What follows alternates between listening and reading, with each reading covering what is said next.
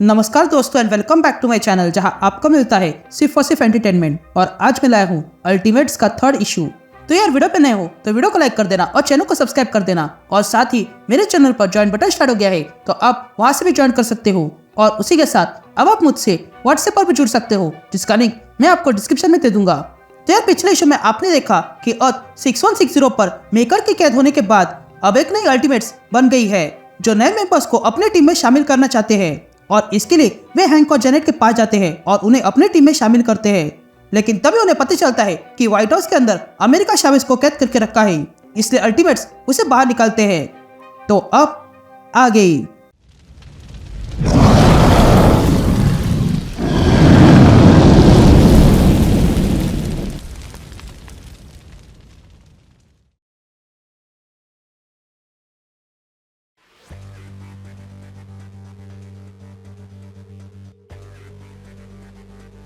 All right gang. तो issue की शुरुआत में हम एक साइट देखते हैं जहां पर गैमा बम ब्लास्ट होता है और उसके चपेट में ब्रूस बैनर आ चुका था। लेकिन तभी हम देखते हैं कि उस ब्लास्ट के पास में एक गांव बसा हुआ था जो इस ब्लास्ट को देखते हैं और सहम जाते हैं। और तब हम देखते हैं कि वो ब्लास्ट धीरे धीरे गाँव की ओर बढ़ने लगा था और अगले पल उस गैमा ब्लास्ट की रेडिएशन उन सारे लोगों को लग जाती है और वे बदलने लगते हैं। अब कहानी प्रेजेंट में आती है और हम एक जगह देखते हैं जहाँ पर दो मॉन्स्टर्स आपस में लड़ाई कर रहे थे। लेकिन तभी वहां पर अचानक से बिजली गिर जाती है जिसके कारण वे मॉन्स्टर्स वहीं पर मारे जाते हैं। और तब हम देखते हैं कि वहां पर आयरन लैड, थॉर और सिफ आ चुके थे। तभी आयरन लैड कहता है कि गैमा रे रिक्शा की बहुत सारी है, जिस पर थॉर कहता है हाँ मैं भी ये फील कर पा रहा हूँ।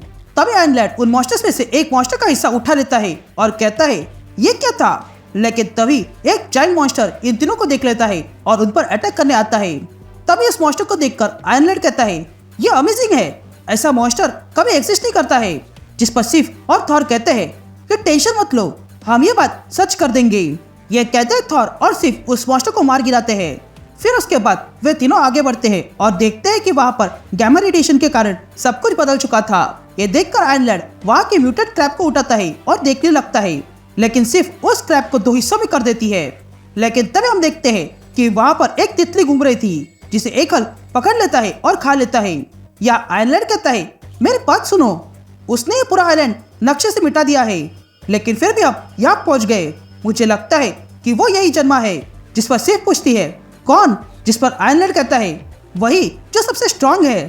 तब आयरन लैड वहां पर एक कीड़े को देखता है और कहता है कि यहाँ पर सब कुछ बदल चुका है, मैंने ऐसी रीडिंग पहले कभी नहीं देखी है। लेकिन तभी अचानक से वही हल्क थॉर पे हमला कर देता है और उसे धरती में घुसाता है। तो वही सिर्फ उस हल्क पे हमला करती है लेकिन वो हल्क अपने क्लैप से सिर्फ को पीछे फेंक देता है। और तब वे तीनों उस हल्क को देखते हैं जो इनको देखकर घुरा रहा था। तभी थॉर कहता है ये स्ट्रांग है, जिस पर सिर्फ आयरन लैड से कहती है क्या ये वही है जिससे तुम ढूंढ रहे हो। जिस पर आयरन लैड कहता है पता नहीं। लेकिन तभी वो हल्क हमला कर देता है। ये देखकर थॉर तुरंत उसे मारने जाता है और तब थॉर अपना हैमर उस हल्क पे मारता है। लेकिन वो हल्क उस हैमर को बिना पकड़े उस हैमर की दिशा थॉर की ओर कर देता है जिसके कारण थॉर को ही लग जाता है। ये देखकर सिर्फ उस हल्क पे हमला करती है लेकिन वो हल्क एक पंच मार के उसे पीछे फेंकता है। तभी आयरन लैड भी अपने एनर्जी ब्लास्ट से हमला करता है लेकिन उससे भी हल्क को कुछ नहीं हुआ था। लेकिन तभी थॉर फिर से अपना हैमर घुमाता है और अगले पल थॉर उस हैमर से हल्क पर अपर कट मारता है और फिर अपने हैमर से सीधा हल्क पे वार करने जाता है। लेकिन तभी थॉर को कोई रोक लेता है जो कोई और नहीं बल्कि जायंट फीमेल हल्क थी। तभी वो औरत आगे आती है और कहती है मैं लेजोरी चोना हूँ, इस आइलैंड के रक्षक। तुम लोगों ने यहाँ पर घुसपैठ की है इसलिए नतीजा भुगतने के लिए तैयार हो जाओ। तभी आयरन लैड आगे आता है और उस औरत से कहता है रुक जाओ, हम यहाँ किसी को मारने नहीं आए हैं। जिस पर वो औरत कहती है कि ये बातें मैंने पहले भी सुनी है। यह कहते हुए वो औरत उस हल्क के पास आती है और उसे लोरी सुनाने लगती है जिसके कारण वो हल्क एक छोटा सा बच्चा बन जाता है। तभी वो औरत कहती है कि उन लोगों ने कहा था कि वे लोग हमारी मदद करेंगी, मैं तब बच्ची थी और तब वे लोग यहाँ आए थे। ये बड़े हरे रंग के थे और उनके पास गन्स थी। उन लोगों ने हमें पैसे दिए और वादा किया कि वो हमें घर, दवाई और प्रोटेक्शन देंगे। उन लोगों ने कहा था कि एक बार सारे बॉम्ब्स गिर जाए और सारे एक्सपेरिमेंट खत्म हो जाए उसके बाद सब कुछ बंद कर देंगे। लेकिन ये सब कुछ झूठ था और उनका वो डॉक्टर बैनर वो तो सबसे बड़ा झूठा है। हमने उनकी बात नहीं मानी और उनका प्रतिकार किया, इसलिए उन्होंने यहाँ बॉम्ब्स गिरा दिए और हमें ऐसे ही जीने पर मजबूर किया। जिस पर आयरन लैड कहता है कि यहाँ पर तुम्हारे जैसे और भी लोग हैं ना। मैं जानता था ये सब कुछ बदल कर रख सकता है। अब हमारे पास हल्की आर्मी होगी। जिस पर वो औरत कहती है कि यहाँ हम जैसे कई सारे हैं, आओ मैं तुम्हें दिखाती हूँ, ये रही हमारी आर्मी। ये कहते वो औरत दिखाती है कि वहाँ पर कोई हल्क नहीं बल्कि गैमा रेडिएशन से इन्फेक्ट हुए लोग थे। ये देखकर आयरन लैड, थॉर और सिर्फ हैरान रह जाते हैं। तभी उन गाँव वाले में से एक आगे आती है जिसके अंदर सिर्फ नर्वस सिस्टम बची हुई थी। ये देखकर वो औरत कहती है ये है तारा, उसे सब कुछ फील होता है लेकिन ये लाइफ उसके लिए पीड़ा से कम नहीं है। ये देखकर तुम्हें लगता है कि ये लोग गन उठा पाएंगे। ये देखो ये सॉरी, ये बोल नहीं सकता और ना ही खा सकता है, बस बेजान पड़ा हुआ है। तो क्या ये वेपन उठा पाएगा? और तुम जिस बच्चे से मिले थे वो एब्राहम है, वो अभी छोटा बच्चा है। हम में से यहाँ कई सारे हैं लेकिन वे लोग लड़ाई के काबिल भी नहीं है। हम बस लकी थे जो उस हादसे से बच गए। हम यहाँ बीमार है, यहाँ तक कि यहाँ की रेत भी बीमार है।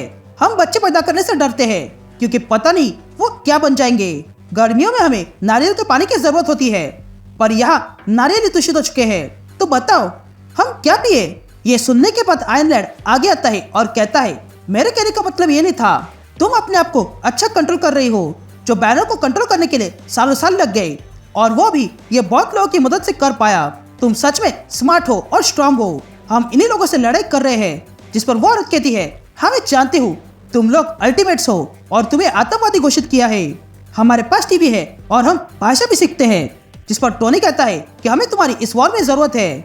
जिस पर वो औरत कहती है कि हमने कई वॉर्स भुगते हैं। जिस पर थॉर कहता है कि ये सबकी वॉर है। जिस पर सिफ कहती है हाँ खासकर तुम्हारी। तभी टोनी कहता है कि अगर हम तुम्हारी मदद करते तो, अगर हम तुम्हें कहीं और पे भेज दे तो। जिस पर वो औरत कहती है कि हम ये जगह कभी नहीं छोड़ेंगे, ये हमारे पूर्वजों की जगह है। हम यहाँ मर जाएंगे लेकिन यहाँ से कहीं और नहीं जाएंगे और वैसे भी हमने ये किया तो बैनर ये होने नहीं देगा। जिस पर टोनी उस औरत से पूछता है कि उस बैनर ने तुम्हारे साथ इतना सब कुछ किया फिर भी तुम्हें उस पर गुस्सा नहीं आ रहा। जिस पर वो औरत कहती है क्या गुस्सा? क्या तुमने कभी किसी को गैमा पॉइजनिंग से धीरे धीरे मरते हुए देखा है? नहीं ना, मैंने देखा है। ये बहुत ही स्लो और दर्दनाक होता है। हमने ऐसे कई सारे लोगों को देखा है। ऐसे में गुस्सा कैसे नहीं आ सकता है? तुम्हें अंदाजा भी नहीं है कि हमें कितना गुस्सा आ रहा है, पर मैं तुम्हें अपने गुस्से का इस्तेमाल करने नहीं दूंगी। तुम्हें मेरी ताकत चाहिए तो वो मैं तुम्हें दे दूंगी, बस उसके बदले तुम्हें कीमत चुकानी होगी। जिस पर टोनी कहता है कि मेरे पास अभी कुछ नहीं है। जिस पर वो औरत कहती है कि ये आइलैंड पहले जैसा कर दो, उसके बाद मैं तुम्हारी मदद कर दूंगी। ये सुनते ही टोनी सोचने लगता है। तभी सिर्फ टोनी से कहती है कि तुम पहले से ही इस दुनिया को बदलना चाहते थे ना। ये सुनते ही टोनी उस औरत से हाथ मिलाता है। या हम देखते हैं कि बैनर यानी कि हल्क ये सब कुछ देख रहा था और तब वो कहता है कि इस जगह पर घुसपैठ करके इन लोगों ने अच्छा नहीं किया। अब जल्दी से इमोर्टल वेपन को तैयार करो। ये अल्टीमेट्स मुझे गुस्सा दिला रहे हैं। And that's it. ये इशू यही कंटिन्यू होता है।